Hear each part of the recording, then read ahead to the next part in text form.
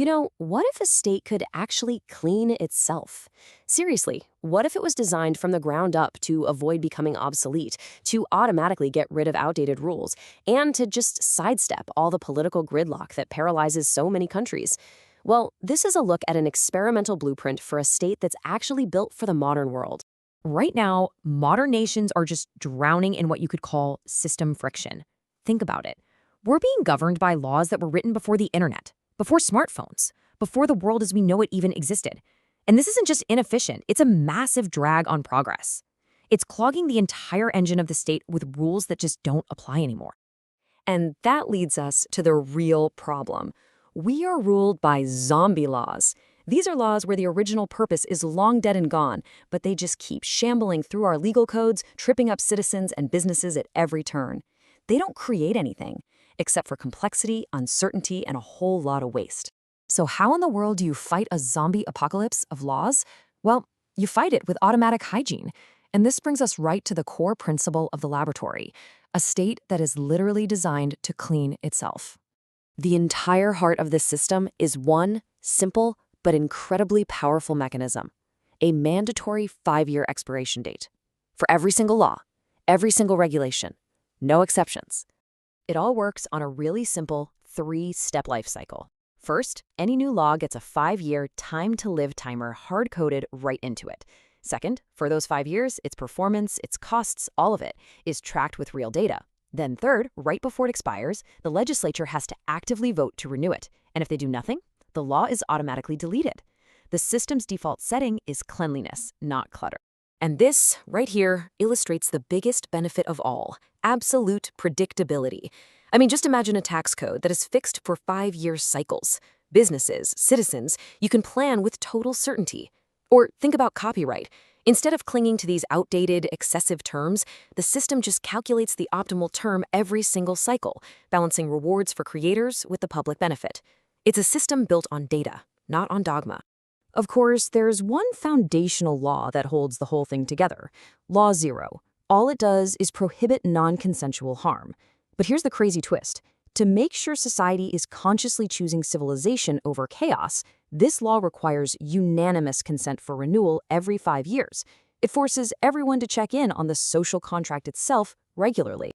Now, having this self-cleaning legal code allows for the second huge shift: changing the fundamental role of the state itself. It's no longer a moral judge or some kind of father figure telling you how to live your life. It becomes something much, much more focused. The state operates with something called technical neutrality. Its only job is to act like a notary of steel, just to verify that agreements between consenting adults are valid, and then to execute the terms of those agreements with absolute fidelity. It completely removes moral judgment from the equation. So, in practice, what does this actually look like? Well, it means the state doesn't care about the moral definition of marriage. It just processes civil unions as smart contracts. A will that's registered on the blockchain gets executed exactly as you wrote it. No emotional lawsuits after the fact. And environmental rules? They aren't based on good intentions. They're based on measurable parts per million. It's about data, not drama. Okay, but what about politics, right? What about all the passionate, often messy debates that define our societies? How do you protect the state's most essential functions from getting swept up in all that turmoil? I mean, that's the central question, isn't it? How do you keep the lights on and the water running when society is fiercely debating things like history, identity, and values? The solution is a firewall. Think of it like a Faraday cage for governance. On one side, you've got the legislative theater, a totally necessary arena for cultural debate. But on the other side, you have system operating, the essential machinery of the state, things like health, energy, and logistics. The emotional storms can rage all they want, but they are totally isolated from the core function. So how does this firewall actually work? It's simple. If the legislature wants its ideology to cross that line and mess with the machinery of the state, it has to pay the bill. The system generates a budgetary facture, which is basically a detailed invoice of the real-world cost. You want to mandate a new school curriculum? The system doesn't debate the merits. It calculates the exact cost of reprinting every book and retraining every teacher. Suddenly, ideology is no longer free. And all of this brings us to the ultimate purpose behind this entire system. What's the philosophy driving a self-cleaning, technically neutral state like this? Yeah, the key thing to get is that this is not a design for some perfect utopia. It's a blueprint for a high-tech survival ship. It's a vessel that's designed for maximum resilience in a pretty chaotic world. It prioritizes function over feeling every single time. And in doing that, it offers the one thing our turbulent world seems to have completely lost: predictability. It provides a stable, understandable environment where people and businesses can actually build a future. It doesn't ask for your faith, it only asks for your rational self-interest. Here's a fantastic way to think about it. Your country is basically a subscription service, but right now you're locked into a contract where the price changes all the time and you can't cancel the features you don't even use. The laboratory, on the other hand, is a premium service where every log cancels automatically every 5 years.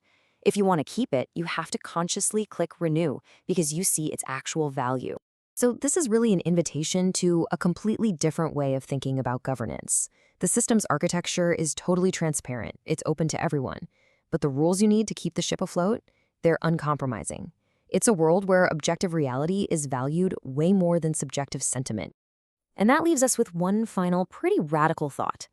In an age that's just full of emotional appeals, maybe the most revolutionary act is to move away from belief and toward calculation. To build a state based not on what we feel, but on what we can actually measure. Just imagine what that world would look like.